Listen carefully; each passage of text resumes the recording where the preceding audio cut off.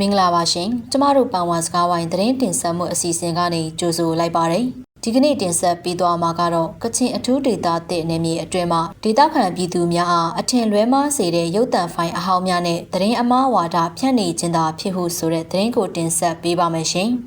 ကချင်ပြည်နယ်အထူးဒေသတဲ့နဲ့ပတ်သက်တဲ့ရုပ်သံဖိုင်ဟောင်းတွေအခုလိုလူမှုကွန်ရက်ပေါ်မှာလိုက်လံဝါဒဖြန့်နေခြင်းဟာဒေသရင်းမှာနေထိုင်ကြတဲ့ပြည်သူတွေအတွက်အထင်လွဲမှားစေတဲ့သတင်းအမှားဝါဒဖြန့်ဝေနေခြင်းသာဖြစ်တယ်လို့ပန်ဝါသတင်းနဲ့ပြန်ကြားရေးတာဝန်ခံဦးကလောင်ပွန်တိန်ကပန်ဝါစကားဝိုင်းကိုအခုလိုပြောဆိုထားပါတယ်ပန်ဝါပြည်သူစစ်ဆိုတာကလည်းအခုအချိန်မှာအကုန်လုံးနောက်ဆုတ်ပြီးထားရတာအားလုံးအသိပဲဟုတ်တယ်အဲ့ဒီပျော်ပါနေတဲ့ရုပ်တံဖိုင်ကတချိန်ကတင်နန်းစင်းပွဲမှာကချင်အထူးဒေသတဲ့မိသားစုဝင်တွေစုပေါင်းပြီးတော့ဖျော်ဖြေရေးပွဲတစ်ခုလိုပဲပြောပြရစီအခုအချိန်မှာကျုပ်တို့ဒေသတစ်ခုလုံးပြန်ရဖို့အတွက်ပျော်ပါနေရမယ့်အချိန်မဟုတ်ဘူးဒါကြောင့်အခုလိုအချိန်မှာဒီရုပ်တံဖိုင်ကိုတင်တဲ့သူကတော့ဒေသရင်းကပြည်သူတွေကိုအထင်လွဲမှားစေတဲ့ရည်ရွယ်ချက်နဲ့သာဝါဒဖြန့်နေခြင်းသာဖြစ်တယ်လို့၎င်းကပြောပါတယ်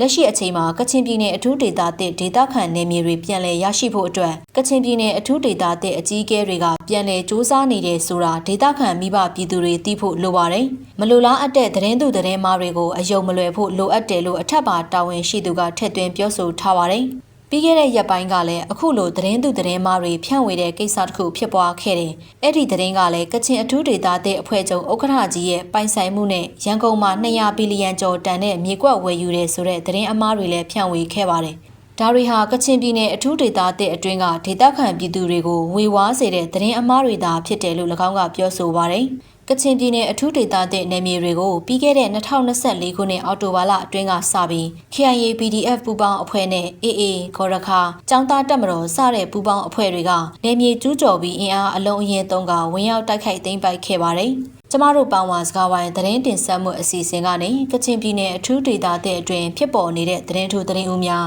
စီးပွားရေးလူမှုရေးကျန်းမာရေးပညာရေးနဲ့နိုင်ငံရေးသတင်းတွေကိုကဏ္ဍစုံလင်စွာတင်ဆက်ပေးသွားမှာဖြစ်ပါတယ်ရှင်။